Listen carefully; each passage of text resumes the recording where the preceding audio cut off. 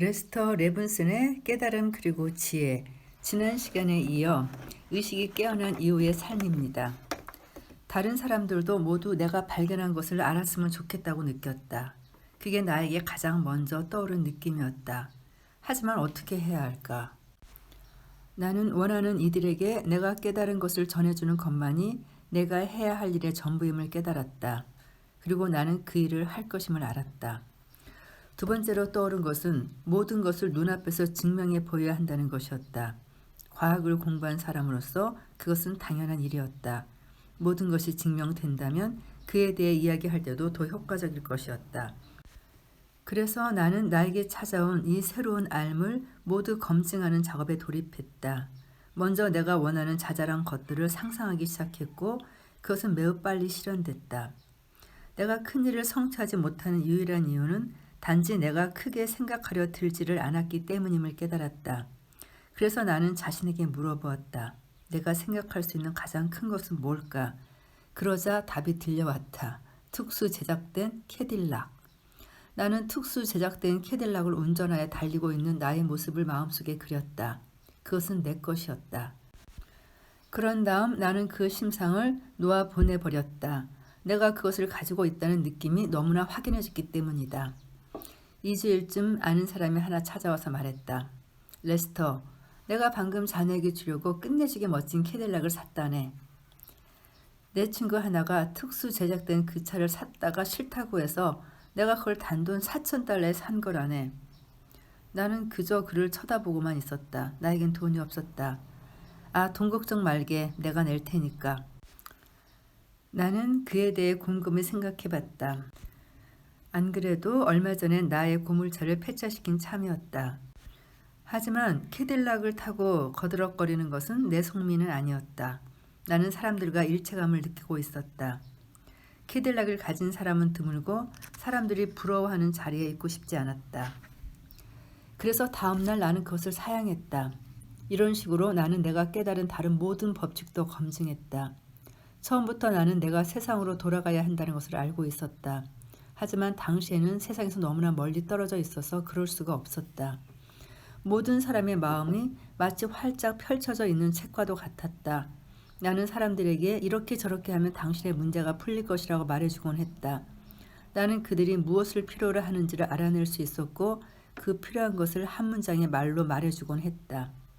어떤 때는 묻지도 않는데 사람들이 궁금해하는 답을 말해주거나 아니면 사람들이 무엇을 물어볼 때 전혀 엉뚱해 보이는 대답을 해주기도 했다. 말로 표현된 질문보다는 그 사람이 속에서 진정으로 알고 싶어하는 것에 대한 답을 준 것이다. 나는 사람들에게 이야기 위해 모든 주요 철학 사상을 독파하고 그 용어들을 익혔다. 하지만 최상의 언어는 가장 단순하고 일상적인 영어라는 것을 깨달았다. 한 번은 가족들과 저녁을 먹고 있는데 매부가 레스터, 라디오 좀 고쳐줘요 하고 물건 수리를 부탁했다. 나는 그것을 살펴보고는 말했다. 이건 그저 진공관이 느슨해져서 그래. 하지만 나는 그저 완벽한 상태의 라디오를 바라본 것일 뿐이다. 그저 이해하게끔 만들기 위해 괜히 진공관을 만지작거린 것뿐이었다. 깨달음을 얻은 후 나는 사람들에게 우리가 원하는 것은 무엇이든지 가질 수 있음을, 심지어는 100만 장자가 될 수도 있음을 입증해 보여주고 싶었다. 그래서 나는 부동산 사업을 시작했다. 그것도 무일푼으로. 그 후로 2년 만에 나는 20 내지 40 가구가 사는 아파트를 23채를 소유했다. 그것은 모두가 현찰 없이 1차 혹은 2차 융자와 정 필요할 때는 나의 변호사에게서 사채를 얻어서 매입한 것이다. 나의 재산은 멋지게 쌓여갔다. 내가 한 모든 거래는 각 당사자들에게 모두 이루어야만 했다. 그것이 나의 성공의 비결이었다. 일은 아주 순조롭게 굴러갔고 나는 대부분의 시간을 명상으로 보냈다. 일이 그만큼 있기나 하면 하루에 최대 4시간밖에 일하지 않고 말이다. 하루는 깊은 명상에 들어있던 중에 문득 이런 말이 들려왔다. 예수가 그랬던 것처럼 셔츠 하나만 걸치고 걸어 나가라. 들고 갈 수 있는 것만 가지고 그냥 걸어 나가라. 나는 그 즉시 일어서서 문으로 걸어갔다. 그러다가 이런 생각이 들었다. 잠깐만 레스터. 이 건물들 때문에 1차, 2차로 융자받은 것과 사채가 있잖아. 우선 이 사람들부터 돌봐야지. 그 생각은 착오였다. 나는 그마저 신께 내맡겨야만 했다. 그러면 모든 사람이 보살핌을 받았을 텐데 말이다. 아무튼 나는 그 건물들의 관리를 중개인에게 맡겨놓고 크라이슬러 새 차를 사서 몰고 서부를 향해 떠났다. 나는 어디든 멀찍이 외떨어진 장소를 원했고 그래서 지금 살고 있는 애리조나주 세도나의 도로 끝에서 약 20만 평의 이 부지를 발견했다. 이곳은 모든 것으로부터 자연스럽게 떨어져 있어서 숨어 지내기에는 아주 그만이었다. 그렇게 1958년에 뉴욕을 떠난 이래로 나는 줄곧 오로지 노아 보내기와 신기에 맡기기로 보살핌을 받아왔다. 셔츠 한 장만 걸친 채로 뉴욕의 아파트를 걸어 나오라는 그 지시를 들었을 때 내가 얻은 것이 또 한 가지가 있다. 쌓아놓은 것은 곧 불신을 뜻한다는 깨달은 말이다. 늘 보살핌을 받고 있다면 아무것도 쌓아놓을 필요가 없다. 새와 짐승들이 쌓아놓을 필요가 있던가? 신께서 새와 짐승들을 보살펴 준다면 나도 당연히 보살펴 주실 것이다. 보살핌을 받을 것임을 온전히 확신한다면 앞날은 걱정하지 않아도 된다. 실제로 존재하는 유일한 안전망은 의지로서 창조해낼 수 있는 능력이다. 1958년 세도나에 도착했을 때 나는 아무런 계획도 가지고 있지 않았다. 그저 몸을 이곳에 부려놓고 거의 2년 동안 황홀경 속에 머물러 있었다. 이 기간에 나는 혼자였지만 가끔 밖으로 나가라는 재촉을 내면으로부터 받았다. 나는 작은 그룹의 사람들에게 강연을 하러 뉴욕에 갔다. 거기서 했던 이야기가 받아 적어져서 궁극의 진실이라는 제목의 책으로 나왔다. 1964년에는 강연들을 녹음해서 레스터와의 담화의 시리즈가 책으로 나왔다. 세상으로 돌아오니 모든 것이 달리 보였다. 처음에 사람들에게 이야기할 때는 어떤 반론도 나오지 않았다. 나는 신에게 이야기하고 있는 신이었다. 그런데 이제는 사람들에게서 많은 반론이 제기된다. 처음에는 어떤 반론도 없었다. 이제 나는 사람들이 내가 하는 말에 반론을 제기하면 그것을 나 자신이 그들에게 참견한 결과로 본다. 나는 남의 일에 참견할 권리가 없다. 이제 나는 내가 할 말을 글로 하고 사람들은 그것을 읽을지 말지 선택할 수 있다. 그래서 이제는 더 이상 밖으로 나갈 필요를 느끼지 않는다. 대부분의 사람들은 진실을 알고 싶어하지 않는다는 것을 나는 안다. 그들이 원하는 것은 더 나은 세상을 만드는 것이다. 그것은 좋은 일이고 나도 그들이 더 나은 세상에서 사는 것이 좋다. 그러니 그 목적을 위해서라면 나를 통해 나온 데이터를 얼마든지 써도 좋다. 그것만으로도 한 걸음 나아가는 것이다. 삶은 한 자리에 가만히 머물러 있지 않는다. 앞으로 나아가지 않으면 뒤로 간다. 세상을 향해 가고 있는 사람은 자유로부터 구속을 향해 가고 있다. 세상이 곧 구속이기 때문이다. 하지만 마침내는 모든 사람이 성공을 거둔다. 세상에서 행복을 찾고 있을 때 우리 모두가 내몰려 가고 있는 곳이 바로 그것이기 때문이다. 우리는 사실 가능한 한 가장 높은 경지의 행복을 찾아 헤매고 있다. 세상은 그것을 행복이라 부른다. 하지만 행복은 거기에 있지 않다. 그래서 우리는 늦든 빠르든 간에 언젠가는 그것을 배워 깨닫고 올바른 방향을 찾아간다. 지구한 삶의 방식을 깨닫고 나면 그 반대의 삶을 택한다는 것은 엄청난 노력이 필요한 일이다. 깨달음 후 초기에 나는 개인적으로 만나는 사람들의 병을 치유해주게 됐다. 그들은 한 가지 병을 치유해주고 나면 다른 병으로 또 찾아오곤 했다. 그러다가 사람들에게 스스로 병을 치유하는 법을 가르치는 편이 훨씬 낫겠다는 생각이 들었다. 영적 치유가 최선이다. 즉석에서 치유되기 때문이다. 영적 치유를 못한다면 정신적으로 치유하면 된다. 그러면 즉석에서 혹은 신속하게 치유된다. 둘 다 안 된다면 의사를 찾아가라. 늘 거기에 있는 완벽함을 알면 영적 치유가 일어난다. 오로지 완벽함만을 보면 불완전함은 놓아보낼 수 있게 된다. 정신적 치유란 병에서 마음을 떼내어 건강한 몸을 생각하고 심성하는 것이다. 병의 심상을 마음속에 품지 않았는데 병이 나는 것은 불가능한 일이다. 만약 누군가가 기적을 행하려고 하는데 제대로 안 된다면 그것은 그의 알미 온전하지 않은 것이다. 올바른 이해가 있어야만 한다. 자신의 작은 자아는 그 자리에서 내보내야 한다. 자신을 놓아보내고 신께서 역사하시게 하면 기적은 즉석에서 일어난다. 예수가 내 아버지 집에는 거처할 곳이 많다고 했는데 사람은 육신을 벗으면 이 세계와 비슷한 세계로 가서 오래된 친구들을 만난다. 주된 차이는 거기에 있는 모든 것은 즉석에서 생겨난다는 점이다. 생각만 품으면 모든 것이 즉석에서 현실화된다. 이것보다는 사는 것이 훨씬 더 쉽다. 그러나 모든 것이 너무나 수월해서 거기에는 성장을 부추겨주는 자극이나 동기가 없다. 이곳은 성장에 가기에 가장 좋은 기회의 땅이다. 깨달음 이전의 경험으로부터 나는 자신감을 품고 있으면 그것이 상대방에게도 전해진다는 것을 알고 있었다. 이제 나는 그것을 설명할 수 있다. 무엇이든 우리가 절대적으로 확신하는 것은 있거나 아주 신속하게 있게 된다. 나는 내가 은행에서 대출받을 수 있다는 것을 너무나 확신하고 있었다. 나는 그것을 한 채 의심도 없이 알고 있었고 그것이 그 은행원으로 하여금 마음을 기울게 만들어 담보도 없이 $10,000의 현금을 내주게 한 것이다. 모든 사람이 무의식 중에 다른 모든 사람의 마음을 읽는다.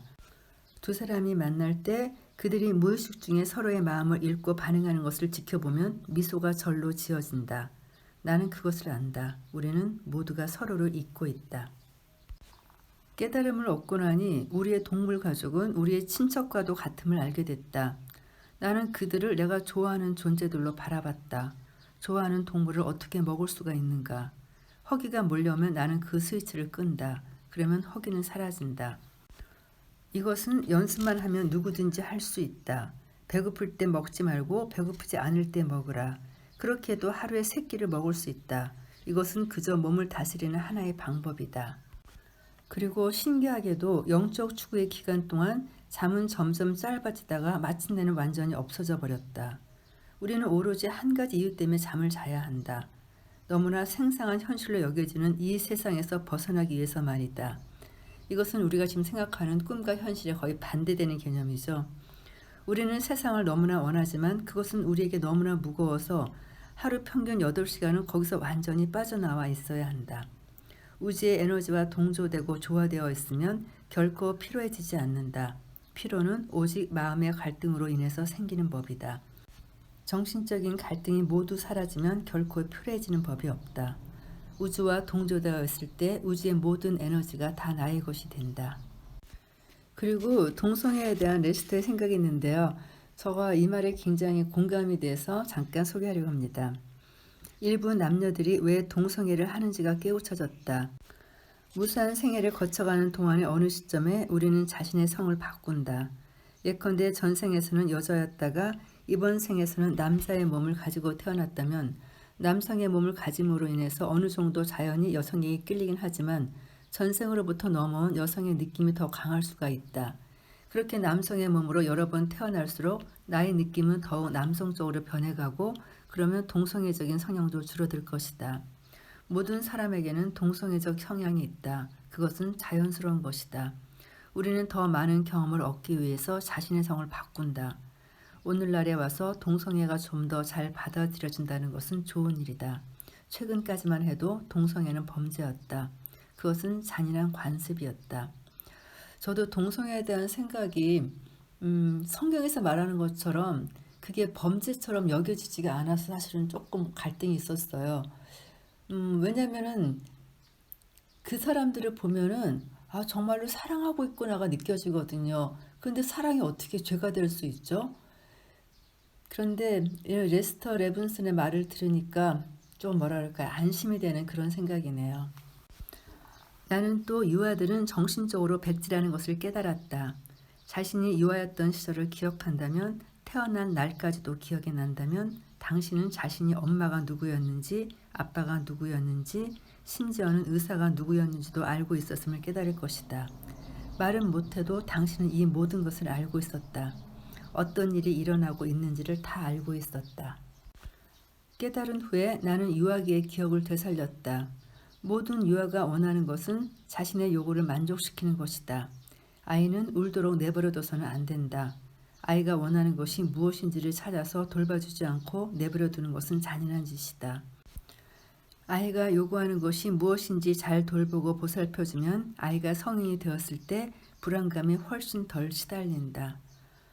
요즘 나오는 그 아이들 학대 사건들 보면은 더 가슴이 아프네요. 이런 내용을 보니까. 꽃에게 아름답게 피는 방법을 가르쳐야 하는가? 우리는 아이들에게도 같은 태도를 취해야 한다. 아이들이 자연스럽게 진화해가며 내면의 능력을 표현하도록 허용해 주어야 한다. 그리고 환각제에 대한 깨달음입니다. 모든 환각제는 독이다. 환각제는 당신을 몸에서 밀어내서 그 중압감에서 벗어난 느낌을 선사해 준다. 몸에 대한 집착을 놓아보내면 의식이 신체의식 너머로 확장된다.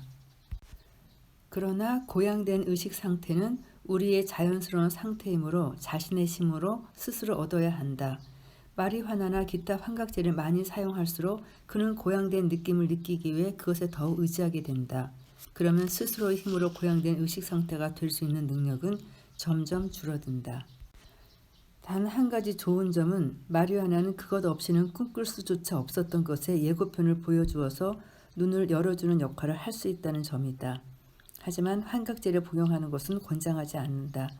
마음을 충분히 고요히 잠재우면 그보다 훨씬 더 강력한 예고편을 볼 수 있다. 그리고 레스터가 사람의 존재를 그 본질을 표현하는 것보다 이보다 더 적절한 예가 없는 것 같아서 잠깐 소개하려고 하는데요. 우리는 자동차를 타고 돌아다니는 데 사용하지만 나는 이 자동차라고 말하지 않는다. 마찬가지로 인체도 우리의 탈 것이다.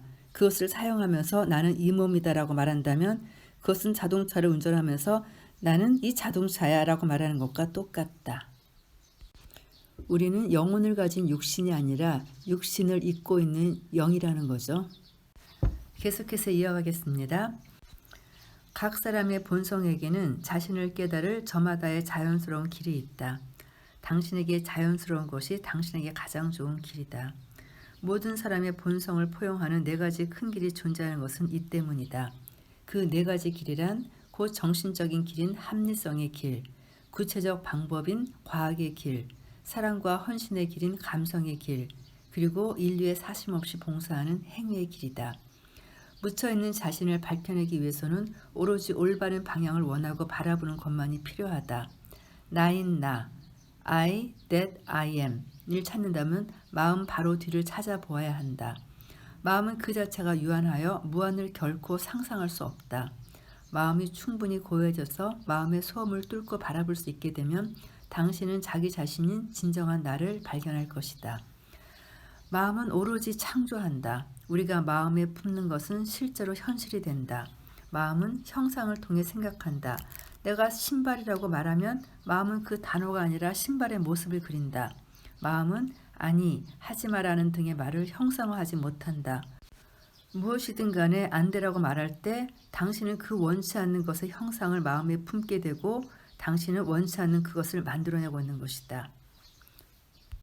그래서 왜 부정적인 말을 하면 안 되는지 많은 영성가들이 늘 같은 목소리를 말하고 있죠. 다시 한번 명심하라. 마음은 오로지 창조만을 한다. 뭔가를 하지 않으면 당신은 자신이 원치 않는 그것의 형상을 마음에 품게 되고 그래서 그것을 창조해내게 된다. 그러니 우리는 할 수 없다는 관념을 붙잡고 있는 것이 얼마나 우스운 일인지를 스스로의 발견을 통해 깨닫게 된다. 그리고 모든 것이 가능함을 깨닫고 나면 그런 관념들은 가차없이 버려진다. 어떤 언어에서든 할 수 없다, 하지 마라, 아니야 등의 부정적인 단어는 없어져야 한다. 그것을 모든 언어에서 빼버린다면 그건 정말 멋진 일이 될 것이다. 이거 정말 중요한 것 같아요. 앞으로 말해서 부정적인 단어 절대 쓰지 않기. 꼭 명심해야 되는 큰 깨달음이고 실천해야 되는 팁이겠죠. 나는 내가 이야기하는 모든 것을 몸소 경험했다. 그래서 나의 이야기가 설득력이 있는 것이다. 책에서 읽은 것을 얘기한다면 그것은 듣는 사람에게 별로 의미 있게 들리지 않을 것이다. 그러나 경험을 하고 나서 그것을 이야기하면 그가 얻은 무한한 힘이 그가 말하는 동안에도 바로 그 배우에 거한다. 그의 말에는 힘이 있다. 그 말을 받아 적어 놓았을 때조차도. 하지만 직접 만나서 이야기할 때는 더 생생하게 그 힘이 느껴진다. 그리고 우리는 마음을 충분히 고요하게 가라앉히면 마음 바로 배후에 있는 그것을 발견하게 된다. 모든 것을 알고 있는 자신을 말이다. 어디에 있든지 간에 우리는 모든 일, 모든 관계를 성장을 위해 활용할 수 있다. 아무도 아무것도 당신을 방해할 수 없는 장소로 가라. 당신에게 일어나고 있는 일들에 대해 전적인 책임을 떠맡으라. 무의식 속에 씨가 되는 생각들을 의식 속으로 가져오는 습관을 들이라. 그리하여 그것을 내려놓음으로써 그로부터 자유를 얻으라. 나는 불쾌한 일이 일어날 때마다 내가 무엇을 했기에 이런 일이 일어났지 하고 물어보는 습관을 들였다. 그러면 그것에 씨앗이 되는 생각이 올라오고 나는 그것을 직시하고 내려놓았다. 한 번은 내가 빌과 함께 로스앤젤레스로 자동차를 몰아가고 있었다. 우리는 밤낮으로 운전해 가는 중이어서 몹시 피곤했다. 그때 빌이 말했다. 레스터, 눈 아프지 않아? 난 피곤해서 대답도 하지 않았지만 그가 하는 말을 듣고 있었다. 그리고 라디오에서 그 지역에 짙은 스모그가 끼었다는 주의보 방송이 들렸다. 그러자 빌이 다시 물었다. 레스터, 눈이 쑤시지 않아? 이번에도 나는 너무나 피곤해서 대답을 하지 않았다. 하지만 무의식 중에 그의 생각이 나에게 침투된 것 같다. 다음 날 눈이 화끈거리고 눈물이 났다. 내가 무엇을 해서 일이 일어났을까? 그러자 빌이 처음 물었던 말이 떠올랐다. 나는 그것을 뒤집었다. 그 다음엔 라디오에서 들은 말이 떠올랐다. 나는 그것도 뒤집었다. 그리고 빌이 두 번째로 했던 말도 떠오르고 나는 그것도 뒤집었다. 눈을 뜨자 더 이상 눈이 화끈거리지도 않고 눈물도 나지 않았다. 그것으로 끝이었다. 자신이 들은 모든 부정적인 말을 뒤집어야 한다. 그러지 않으면 그것은 무의식적으로 들어간다. 그것의 부정적인 뜻을 떼어내고 긍정적인 확언을 하라. 내 눈은 좋다. 내 눈은 완벽하다. 귀에 들리는 모든 부정적인 말을 늘 뒤집어 놓으라. 우리는 사방에서 온통 부정적인 말들이 강조되고 부각되는 시대를 살고 있기 때문에 건강하고 행복한 삶을 살려면 이렇게 해야만 한다. 부정성이 세상에 만연해 있어서 마음을 고요히 침묵시키기는 매우 어려워졌다. 그러니 정말로 혼자가 되어야 한다. 뉴욕의 한복판에서도 혼자가 될 수 있다. 세상에서 떨어져 나와 혼자가 된다는 것은 곧 외부 세계가 쫓고 있는 방향을 벗어나서 자신의 참자를 찾아 깊은 내면으로 들어가겠노라는 불굴의 결심이다. 항상 주의가 내면으로만 향하게 있게끔 말이다. 언젠가는 우리 모두가 이 꿈에서 깨어나서 자신이 꿈을 꾸고 있었음을 깨닫고 그 모든 것에 대해 한바탕 큰 웃음을 터뜨릴 것이다. 예수에게 자신을 내맡기는 사람들은 기쁘고 놀라운 경험을 하게 된다. 그것은 올바른 느낌이다. 거기에는 사랑과 선한 느낌이 함께한다. 그런 느낌은 계속 확장되어 가야 한다. 하지만 젊은 사람들은 그렇게 할 제대로 된 방법을 모르기 때문에 계속 성장해 가지 못한다. 제대로 된 방법, 올바른 길을 모르면 목적지에 다다를 수가 없다. 성장은 궁극의 목적지에 다다를 때까지 지속되어야 한다. 예수를 믿지 말고 예수가 믿은 대로 믿으라. 예수가 한 대로 행동하라. 그가 성취한 그것, 불멸성을 성취하도록 힘쓰라. 나는 신은 모든 것이고 완벽하다고 말한다. 만일 신이 모든 것이면 거기에는 우리도 포함되어야만 한다. 제도권 종교는 이 완벽성을 깨닫거나 계시받지 못한 너무나 많은 사람들에 의해 이끌리고 있다. 죄에 대한 설교는 하지 말아야 한다. 이 대목에서 아멘 하겠습니다. 설교자는 사람들에게 그들이 신의 형상으로 지어진 한계없고 위대한 존재이지 한갓 미천한 죄인이 아니라는 것을 말해줘야 한다. 신은 모든 것이므로 우리의 실상은 신이며 선함과 사랑이 우리의 본성이다. 예수는 오로지 우리에게 자신의 신성으로 돌아가는 길을 보여주기 위해서 왔다. 그는 우리에게 불멸성과 무한성으로 가는 길을 보여주기 위해서 왔고 우리에게 거기로 갈 길을 가르쳐 주었다. 예수처럼 내가 발견한 것을 발견했던 사람들이 이전에도 있었고 그들이 아직도 우리 곁에 있다. 그들은 불리는 꿈이라는 사실을 알고 있다. 그들은 꿈속에 있는 이들을 깨워서 나오도록 돕고자 했던 자신의 맹세를 의식하고 있고 꿈속의 사람들 또한 무한한 존재들임을 알고 있다. 이 위대한 존재들이 손을 내밀어 주는 것을 은총이라 부른다. 우리는 그것에 스스로 마음을 여는 정도에서만 은총을 받을 수 있다. 은총은 오직 한 길을 통해서만 받는데 그것은 내맡김의 길이다. 자신을 내맡길 수 있다면 예수를 만날 수 있다. 이 위대한 존재들과의 만남은 번번이 당신을 이전과는 다른 모습으로 남겨놓는다. 구루라는 말은 스승을 뜻하는데 큰 스승은 우리가 해방되도록 도와줄 것이다. 무한한 대양을 상상할 수 있는가? 존재의 대양인 우리는 물방울이라 불리는 우리 부분들의 상상 속에 작은 원을 둘러친다. 그리고 이 물방울을 말한다. 난 저 물방울과 다르고 나머지 모든 물방울과도 달라. 태양의 일부의 상상으로 둘러쳐진 작은 원이 자신을 하나의 물방울이라고 부르고 있는 것이다. 하지만 사실은 모든 물방울이 곧 태양이다.